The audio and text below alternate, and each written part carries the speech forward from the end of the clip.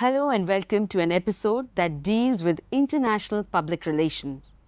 I'm Amrita Ghosh Kumar and our subject expert today is Professor Iqbal Sachdeva. Professor Sachdeva is working as a public relations, media and communications specialist. He is also an author, a journalist and a cartoonist. Backed by a long stint in public relations, advertising and several other areas in management in a US multinational, and a degree in journalism, and passionately involved in teaching in several business schools and universities, he also runs a blog, corporatehumbug.blogspot.com, which carries articles and a few hundred cartoons. We would be today discussing international public relations, understanding the universality of PR process, the four-step system: scan the environment, make a communication plan, implement the plan, evaluation of impact. Scan environment of some countries of world, cultural, political, social and economic. Draw up communication plan, implement and evaluate impact.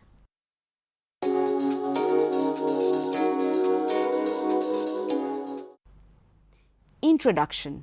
Public relations is an all-embracing discipline. It seeks to address several issues concerning all aspects of the management of an organization, namely marketing, manufacturing, material and finance, or even promoting or demoting an idea or an issue. The whole world belongs to public relations, and particularly when an organization is involved in global business. Since no organization can afford to plunge into the large and complicated pool of diversities that are prevalent in different regions of the world, it is necessary that the people involved in the process must do some serious and tough homework to perceive a clear picture of the diversities and similarities of the target markets wherein the company or organization wants to do business. The experienced marketing professionals and public relations person knows fully well that the host country is always different than the home country. Therefore, doing the necessary research and scanning is necessary. That is the first step in the right direction, without which the total operation would be like drifting in the ocean in a rudderless ship.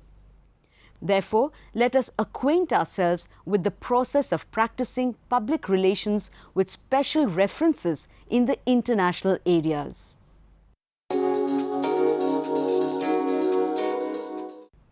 Making public relations work for you. Public relations to many is some wishy-washy thing which means wearing a broad smile on one's face and distributing goodies. A perception like this lends rather a non-serious connotation to a profession as demure as public relations. PR actually is the science of an art, sometimes called the engineering of consent or the management of human behavior through creative communications, based on truth and full information, in other words. PR is a planned activity with creative ramifications. Scam, taken from the current parlance, facilitates the understanding and practice of this profession. Each letter in scam has a loaded meaning and represents an important aspect. Scan the environment, create a communication plan, action or implementation, measurement or evaluation of impacts. Figure, the PR window.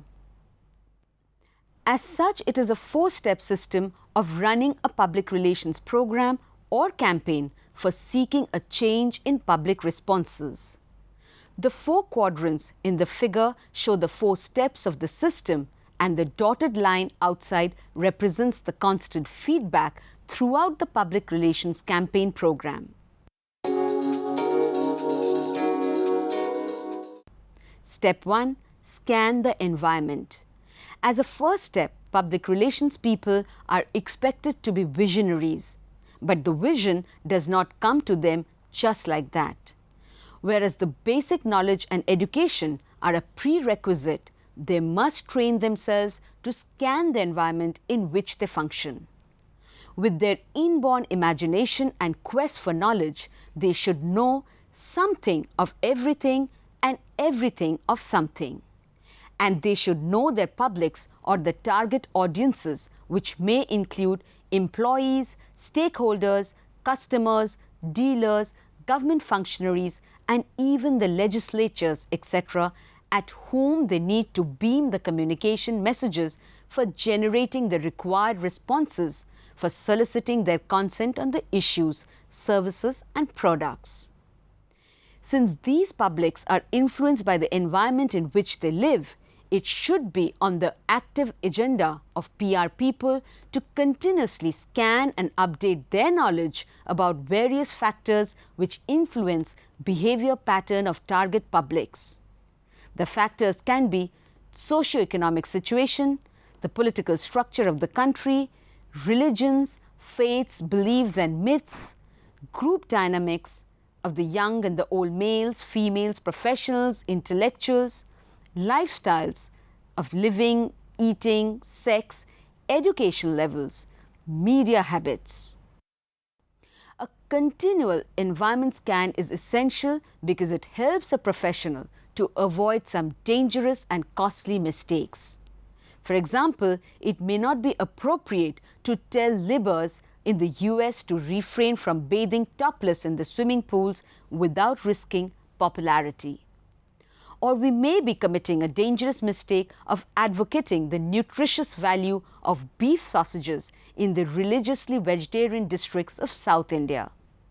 For instance, the most creatively produced message in the English language may not cut any ice if people don't read or understand English. A PR person, because of lack of some information, might unknowingly take an anti-constitutional stance if he does not know the constitutional guarantees and liberties prevalent in a particular country.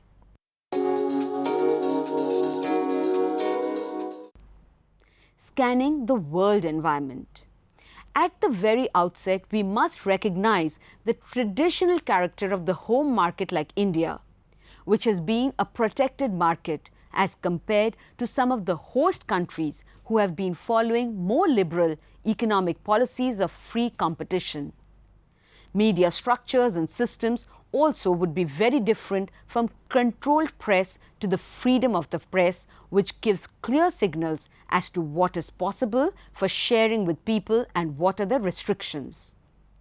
The cultural environment which denotes the habits and lifestyles of the people may not be the same everywhere, though ideally many claim to be the modern citizens of the world. Individual heritage, interests, aspirations, tastes, prejudices and desires differ from country to country.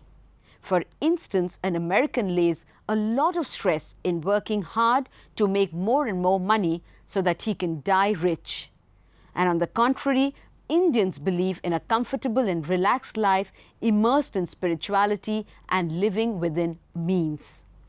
It is a social taboo to shake hands with women in the Arab world, whereas it may be a little offensive to not do so in Europe. As such, for public relation professionals, communications in the international area has to be tailored to meet the local tastes and perceptions. No communication can be wholly successful unless the message is appropriately slanted to its audience in terms of language, expressions, and in conformity with the local cultural norms. The designing and formulation of international communications have to fit well into the psyche of the target audience because of the differences in cultures, languages, customs, traditions, biases, and preferences. Obviously, practicing public relations outside the home country calls for extended self-education. Understanding the economic climate in the host country is also essential. Many nations have changed their mindset and marketing techniques after the World War II. The communication explosion now have drastically changed, and the situation has brought about sea changes in the area of marketing and the related persuasion techniques. The eagerness of the multinational companies' desire to grab a larger share of growing consumer markets like India has also given birth to the need for such companies to resort to public relations and even to recruiting the PR counselors from their respective markets and set up public relation departments of their own so as to initiate public relations programs to develop the necessary public understanding of their business. Amongst the two techniques of marketing for multinationals, they either have a standard product worldwide supported by standard communications, or they develop different products for different countries and then support the program by diversified communications to suit the local conditions. All this generates certain public relation issues to be grappled with, particularly in the later situation. This leads to take a look at the circumstances and conditions prevailing in the various world markets like European countries, Asian and African countries, and even the US and Canadian regions. France and in some other countries of Europe, the managements are very conservative and do not allow any entertainment allowance compared to the US companies. So you cannot take a client for lunch on company expense. This may become a limiting factor for the public relations professionals for socializing with the public.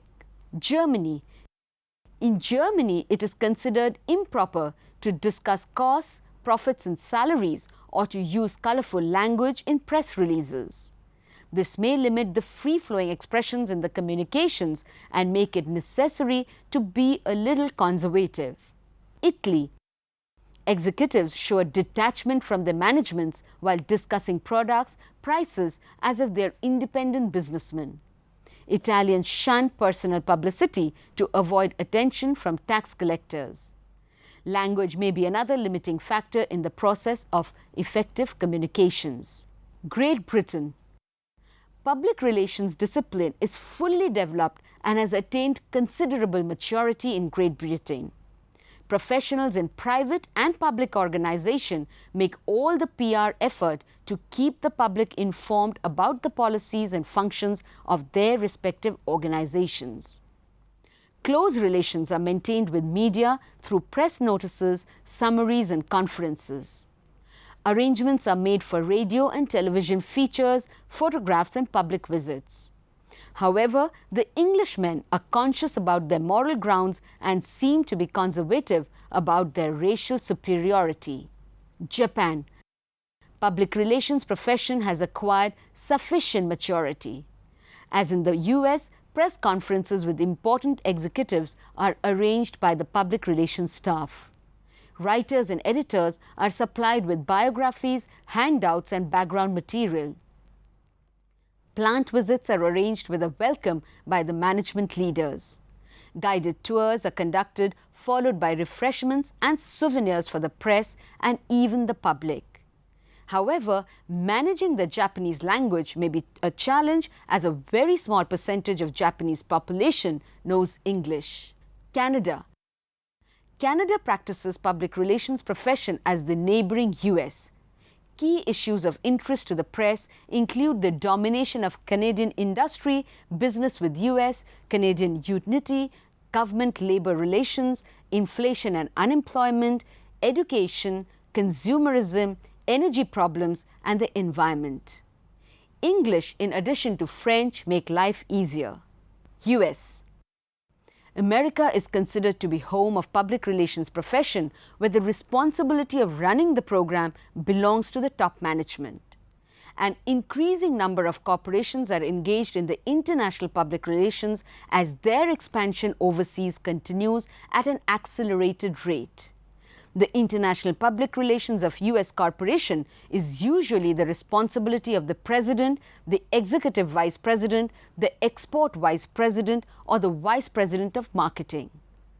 The professional maturity of US makes PR professionals much more comfortable.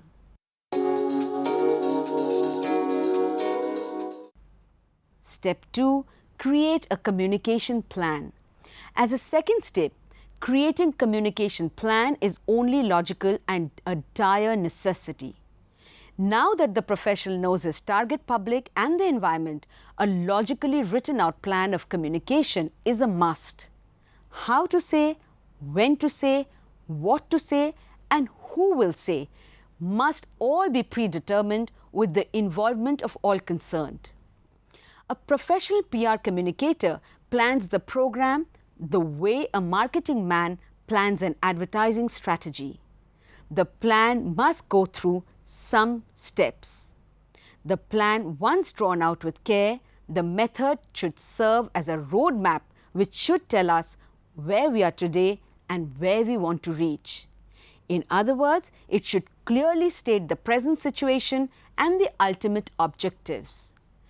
Developing an activity calendar showing date-wise activities and events should serve as a roadmap for the professional wherever local or international areas of operation.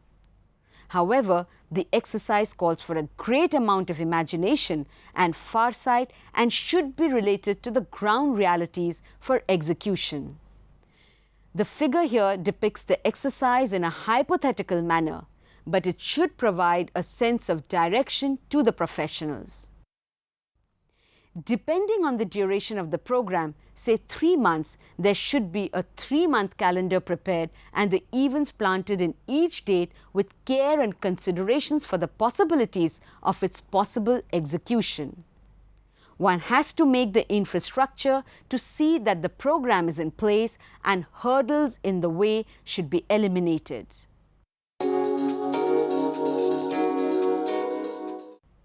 The activity calendar, hypothetical.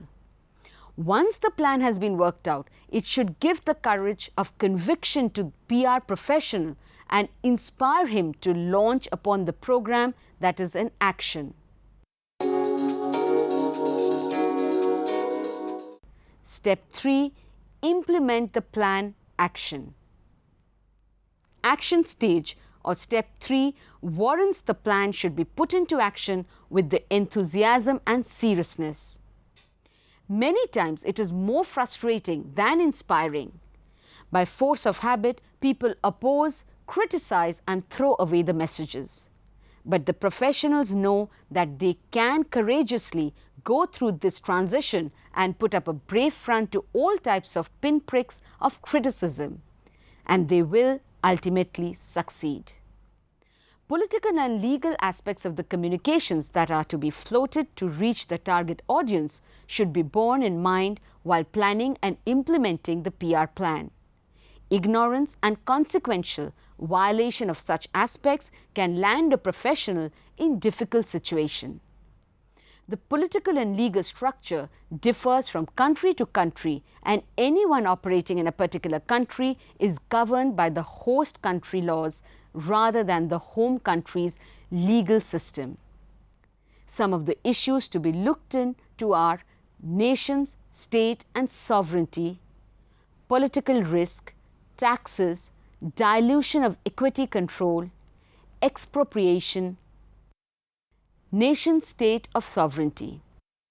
A state is free and independent. It has the right and authority to govern the country without any external interference.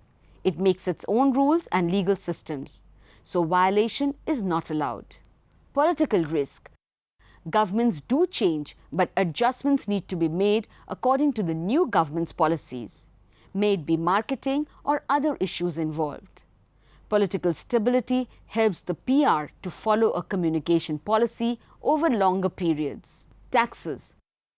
The tax laws differ from one country to the other. Taxes on expenditure and donations received have to conform to the local policy. Any violations can be risky. Equity dilution control. The open economies welcome foreign direct investments, but the percentage of equity participation is regulated by the government.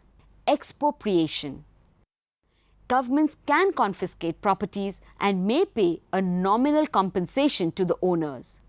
Therefore, if the organization plants some assets in a country, it has to abide by the laws of the land. For instance, if a media organization sets up a printing press or a TV station, the risk of losing it remains. Also, the laws of the host country are governed by some norms of international law.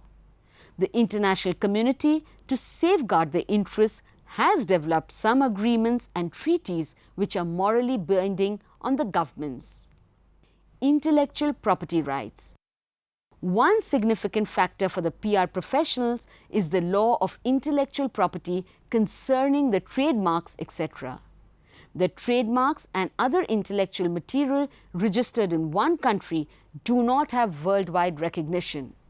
Therefore, due care has to be taken to get approvals from the local authorities to use them. With all the above factors, professionals have to take due care that they don't get caught into violations even unknowingly to incur the wrath of the authorities. Step 4. Measurement of impact. Measurement and evaluation of impacts as a fourth stage is the crux of the job. It is no use just executing your plan with great seriousness and enthusiasm and not keeping your eyes and ears open.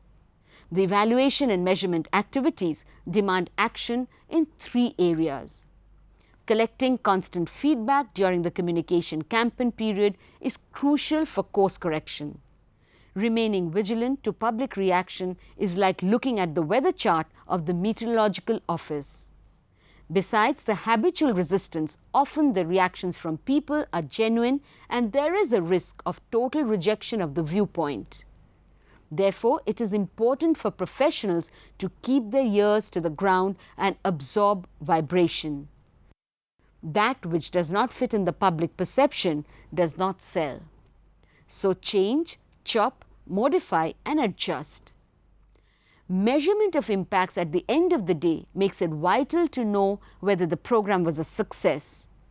Naturally, it is important to know if the plan of communications yielded results in keeping with the objection, whether the campaign moved as per the roadmap and took us to its destination. Since public relations and for that communications is a continuous process like breathing, the program needs repeats either in similar doses or in different profiles, higher or lower, as determined by the outcome of the evaluation process. Conduct a SWOT analysis. For conducting the SWOT analysis, there is need for the assessment of 4 elements of the program. 1. Strengths, 2. Weaknesses, 3. Opportunities and 4. Threats. Look at the figure here. According to Payne, 4 concerns should be addressed when evaluating the effectiveness of a public relations campaign. Define your benchmark, select a measurement tool, analyze data, draw actionable conclusions and make recommendations. Make changes and measure again. If you have followed the steps in the PR process, then you have already identified your audiences and established objectives for each. If your objectives are measurable, then you already have the criteria by which to evaluate the success of your program. If you set the objective of increasing awareness by 50%, then a benchmark has been set against which to measure. The benchmark compares your current situation to your past. Payne also recommends comparing the data gathered to other organizations such as key competitors. Comparative analysis makes the data much more relevant. Instead of knowing how much press coverage has been achieved, it can be compared to how much the competition is getting to determine what is called share of voice. Based on this evaluation, the tools that will best help measure against stated criteria are selected. Generally, the same tools that helped establish the benchmark data are used. If primary research was used to establish benchmarks, then the same methods are repeated to evaluate success. If you surveyed employees to establish awareness and attitude benchmarks, then a follow-up survey is the obvious measurement tool. Probably the most popular evaluation tools used in public relations measure is the output objectives. There are several ways to measure the effectiveness of communication output, but some are better than others. One of the earliest methods was assessment of the number of clippings gathered about the coverage of the program. A press clipping is an article, broadcast story, or online message that mentions the company or the product. Hire a clipping firm. At the end of a predetermined period, the number of clips obtained is examined. This measure is the most simple and convenient way to measure output and is one way to monitor media coverage. Many public relations measurement services will analyze media coverage to evaluate the percentage of articles that contain program key messages, the prominence of the message, for a press release whether it was printed on page 1 versus page 16, in a broadcast how much time was allocated to the story and where it appears in the program, the tone of the message, positive, neutral or negative, and how the media efforts compare with key competitors, share a voice. These organizations provide metrics that help establish benchmarks pertaining to program output objectives and strategies. However, to know if these communications actually affected people's awareness, understanding, attitudes or behavior, primary research such as a survey needs to be conducted. Evaluation and measurement should not take place only at the end of your efforts. You should be monitoring the media constantly to determine whether your message is available for people to see. What advertisers call reach, public relation professionals call opportunities to see or OTS. If the media strategy is not working, course corrections in the middle of the program are required, not after the program has been completed. Although sophisticated measures of communication output have been developed over the years, it is still more critical to consider the outtake and outcomes of those messages. Getting the communication into various channels, be they traditional or new media, is only the means to the end of affecting attitudes, opinions and behavior. The outcomes need to be measured in order to tie back to organizational goals and purposes. To measure attitudes and opinions, the most popular tool remains the survey. Public opinion polls and attitude surveys can be conducted and compared to benchmark to determine whether the message and behaviors of an organization have had the intended effect. Intentions to behave and preferences for purchasing can also be measured through surveys, providing some figures on people's inclinations. Behaviors can also be measured against benchmarks. Increases in employee retention, increased donations and improved sales and investments could all be used to measure behaviors. Often the connection between communication strategy and behavioral changes could be due to other variables, so it is important to isolate and track the impact of the public relations efforts in order to evaluate whether they are the driving force in the change. To cap it all, public relations as generally perceived is not all that gloss and glamour.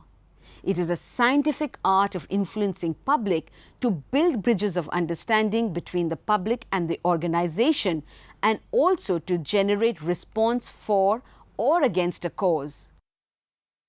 It is not a strategic propaganda but a truthful effort to mold public opinions in favor of an organization. Therefore, the effort definitely calls for a scientific approach of scanning, creating plan, action and measurement, that is SCAM.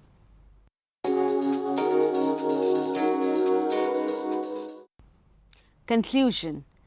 The International Public Relations model covers the very fundamental system of running a program, which is an universal system. The international area is fraught with complications. It stipulates the need to know the political, social, cultural and legal aspects of the systems followed by various host countries. This should help to avoid any complications in the process of formulation and implementation of the public relations programs. The controversies or violations of the system can be a self-defeating situation and hence should be avoided. The process is very structured.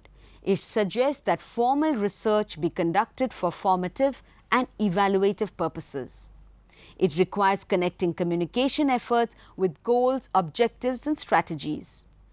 This process works best with planned efforts such as public relations campaigns and should be ingrained if the public relations professional is to become a strategic communicator. That is all we have for you today. We hope you enjoyed this session.